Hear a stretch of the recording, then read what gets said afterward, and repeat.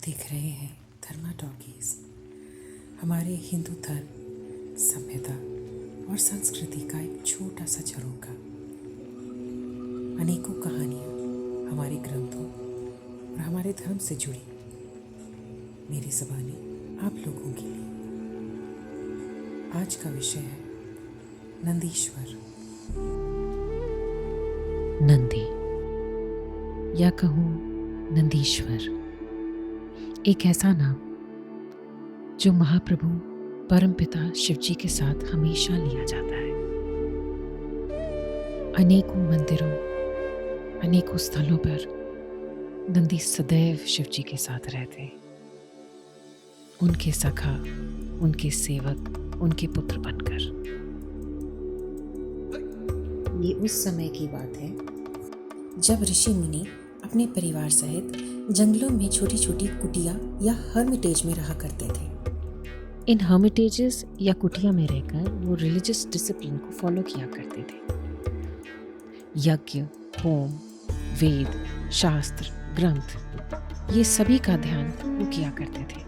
चाहे वो संगीत में हो या अर्थशास्त्र, गणित, ज्योतिष या ब्रह्मांड से जुड़ी हुई कोई बातें, इन सब पे अध्ययन हुआ करता था। आयुर्वेद की कई जड़ी बूटियां और शारीरिक रोग और उनके उपाय, ये सब उनके अध्ययन के विषय रहा करते थे। इन्हीं सब के बीच रहते थे ऋषि सिलादा, जिन्होंने बचपन से ही सेलिबेसी यानी ब्रह्मचर्य धारण किया हुआ था। जैसे जैसे उम्र बीतती गई, वैसे वैसे ऋषि सिलादा को ये ध्यान आने लगा कि उनका भी ख्याल रखने के लिए, उनकी भी सेवा करने के लिए उन्हें एक संतान की जरूरत है। आसपास के ऋषि मुनि, उनके परिवार और संतान देखकर उनके मन में भी विचार उठता था, किंतु ब्रह्मचर्य होने के कारण वो ऐसा नहीं कर सकते थे। तो एक दिन उन्होंने ठाना, जंगल में जाकर उन्होंने घोर तपस्या करनी शुरू करी और उनकी तपस्या इंद्रदेव की तरफ केंद्रित करी। कितना समय बीत गया। घोर तप करते करते एक दिन इंद्रदेव स्वयं प्रकट हुए।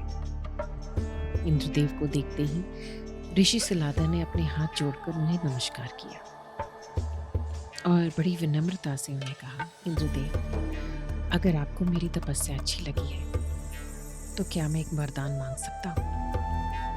इंद्रदेव ने कहा, बोलो, क्या चाहिए? तो ऋषि सिलादा ने अपनी मन की इच्छा इंद्रदेव को बताई कि हे इंद्रदेव, मैं ब्रह्मचारी हूँ, पर मुझे एक पुत्र चाहिए, एक ऐसा पुत्र जो मेरे ब्रह्मचर्य को ना तोड़े, और दूसरी बात, जो समय और मृत्यु से परे हो, अयोनिजा। ये सुनकर इंद्रदेव बहुत परेशान हो गए। इंद्रदेव ने बड़ी विनम्रता से ऋषि सिलादा से कहा, मुनिवर, पुत्र देने का वरदान तो मैं दे सकता हूं, पर अयोनिजा पुत्र होने का वरदान नहीं दे सकता। ये मैं कैसे दे सकता हूं? मैं खुद समय और मृत्यु से परे नहीं हूं। मैं क्या ब्रह्मा जी और विष्णु जी भी ये नहीं दे सकते? पर इस ब्रह्मांड में सिर्फ एक शक्ति है जो ये आपको दे सकती है, और वो महायोगी, देवों के देव महादेव शिव खुद दे सकते हैं। अगर आप चाहें तो आप तपस्या करें और शिव जी को अपने ध्यान का पात्र बनाएं। ये कहकर इंद्रदेव उन्हें आशीर्वाद देकर वहां से चले जाते हैं। कहते हैं उन्होंने बहुत घोर तपस्या करनी शुरू करी। हजारों साल वो तप पर बैठे। वो इतना कठोर तप था कि जो भी उसे देखता डर जाता। चींटियों ने अपना घर बना लिया था उनके अंदर। शरीर सूख चुका था, कंकाल बन चुका था। कीड़े मकोड़े, सांप सब उनके आसपास घूमते थे, जैसे कि जिंदा समाधि ले ली। पर वो ध्यान में लीन सिर्फ शिव जी का ध्यान करते रहे। हजारों साल बीतते गए और एक दिन तब करते करते उनके कंधे पर किसी ने हाथ रखा, और जैसे ही हाथ रखा उनका शरीर वापस वैसा ही हरा भरा फला फूला हो गया जैसे तब शुरू होने से पहले था। और वो हाथ किसी और का नहीं, महादेव स्वयं का था। महादेव ऋषि सिलादा के तप से बहुत प्रसन्न हुए और स्वयं खींचे चले आए।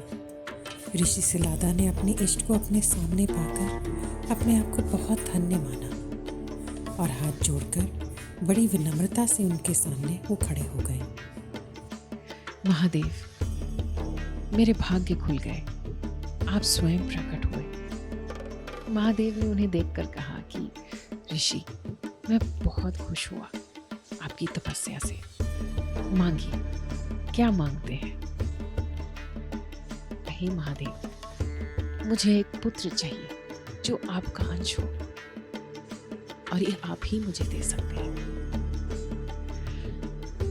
महादेव इतने खुश हुए कि उन्होंने कहा कि ऋषि, मैं स्वयं पिता पुत्र बन के आपके घर में आऊंगा, ये इच्छा जरूर पूरी होगी आपकी।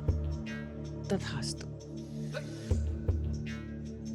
जैसे ही ऋषि सिलादा अपनी कुटिया यानी हर्मिटेज में आए, उन्होंने अपने आसपास के सभी ऋषि मुनियों को एकत्रित कर यज्ञ करवाने की इच्छा करी। जैसे ही यज्ञ शुरू हुआ, उनके सामने एक छोटा सा बालक प्रकट हुआ जिसका रंग कपूर जैसा था, 4 बाहुएं, 3 आंख। ये देखकर ऋषि सिलादा बहुत प्रसन्न हुए। सभी देवी देवता आए वहां, फूलों की बारिश हुई, गुणगान हुआ। उस बच्चे ने अपने दिव्य रूप को छोड़कर एक साधारण से बच्चे का रूप धारण किया और वो अपने पिता ऋषि सिलादा के साथ उनकी कुटिया में चल दिया। वो छोटा सा बालक इतना निपुण था, इतना गुणवान था कि हर तरह के वेद और शास्त्र वो निपुणता से करता गया। जैसे ही वो बच्चा थोड़ा बड़ा हुआ, शिव जी ने एक दिन अपने 2 ऋषि वहां पे भेजे, ऋषि वरुण और ऋषि मित्रा। वो दोनों ऋषि सिलादा से मिलने आए। ऋषि सिलादा और उनके पुत्र नंदीश्वर ने बहुत सेवा करी। दोनों ऋषि बहुत खुश हुए। जाते जाते उन्होंने ऋषि सिलादा को एक लंबी उम्र का वरदान दिया। पर ऋषि सिलादा ने उन्हें बोला कि रुकिए, मेरा पुत्र है नंदी, आपने इसे अभी तक कोई आशीर्वाद नहीं दिया। दोनों ऋषि कहते, हम इसे लंबी आयु का आशीर्वाद नहीं दे सकते ऋषि सिलादा, क्योंकि इसकी उम्र उतनी लंबी नहीं है। ये कुछ ही समय में मृत्यु को प्राप्त होगा। ये सुनकर ऋषि सिलादा बहुत दुखी हुए। उनका दिल टूट गया, बहुत रोए। नंदी ये सब सुन रहे थे। वो अपने पिता ऋषि सिलादा के पास गए और उन्हें दिलासा देते हुए कहा कि पिताजी, उदास ना होइए, जिन्होंने मुझे आप पर सौंपा है वही मेरी उम्र बढ़ाएंगे। मैं भी जंगल में जाकर तप करूंगा शिव जी का। ये कहकर नंदी जी जंगल की ओर निकल गए। अपने हाथ से मिट्टी का एक शिवलिंग बनाकर एक सुंदर सी जगह पे उन्होंने तप करना शुरू कर दिया। बहुत समय गुजर गया, बहुत मौसम गुजर गए। आंधी, तूफान, बारिश, गर्मी, किसी चीज का ध्यान किए बिना वो तप में लगे रहे। सालों साल, हजारों साल तप करते गए और शिव जी को पुकारते रहे। फिर एक दिन कहते हैं कि शिव जी खुद प्रकट हुए। नंदी को देखकर बहुत खुश हुए। शिव जी को देखकर नंदी उनके पैरों में गिर गए, उनसे आशीर्वाद मांगा। शिव जी ने कहा, मैं बहुत खुश हूं नंदी क्या चाहते हो? मांगो, क्या मांगते हो? कि हे प्रभु, आप एक लंबी आयु मुझे दे दीजिए कि मैं अपने पिता की सेवा कर सकूं। वो बहुत उदास है। शिव जी बहुत खुश हो गए नंदी जी से और उन्हें आशीर्वाद दिया। फिर उनके साथ उनकी कुटिया की ओर चल दिए। वो ऋषि सिलादा के पास आए। ऋषि सिलादा शिवजी और नंदी दोनों को देखकर बहुत प्रसन्न हुए। शिवजी को देखकर उन्हें प्रणाम करते हुए कहा कि शिवजी आइए, हमारी छोटी सी कुटिया में आइए और हमें सेवा का मौका दीजिए। शिवजी उनके पास गए, उनके घर। वहां नंदी और ऋषि सिलादा ने बहुत सेवा करी शिवजी की। शिवजी इतने प्रसन्न हुए कि उन्होंने पूछ लिया फिर से कि मांगो, क्या मांगते हो? मैं बहुत प्रसन्न हुआ। शिवजी, मैं आपकी सेवा करना चाहता हूं प्रभु। जब तक हूं तब तक करना चाहता हूं। सदैव आपके अधीन रहना चाहता हूं, आपके साथ रहना चाहता हूं। शिवजी बहुत खुश हुए। उन्होंने ऋषि सिलादा को आशीर्वाद दिया कि आपकी उम्र कभी भी कम नहीं होगी। ये कहकर शिवजी नंदी को अपने साथ कैलाश की ओर ले चले। कैलाश पहुंचते ही शिवजी ने बड़े प्रेम से नंदी के गले में कंकाल की एक माला अपने गले से उतार कर डाली और अपनी जटाओं से पानी निकालकर, गंगा निकालकर उनके सिर पे डाला और उन्हें कहा कि आज से तुम नंदीश्वर हो, कैलाश के नंदीश्वर।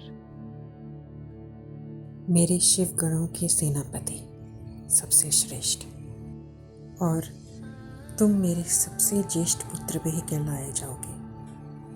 मेरे पहले पुत्र, मेरे सखा। पार्वती माँ और शिवजी ने सुयसा नाम की लड़की, जो मारूत की पुत्री थी, उसके साथ नंदी की शादी करवाई। शादी बहुत धूमधाम से हुई और शादी होते ही दोनों पति पत्नी को आशीर्वाद दिया कि आज से तुम दोनों काल से परे हो। मृत्यु और समय तुम्हारे निकट नहीं आएंगे। तुम सदैव एक दूसरे के साथ खुश रहो और नंदी, तुम हमेशा मेरे साथ रहोगे। जहां शिव का नाम होगा वहां नंदी का नाम जरूर होगा। और शिव के वाहन नंदी बैल में कन्वर्ट हुए। सिवाय एक मंदिर के, हर मंदिर शिव जी का नंदी के बिना अधूरा है।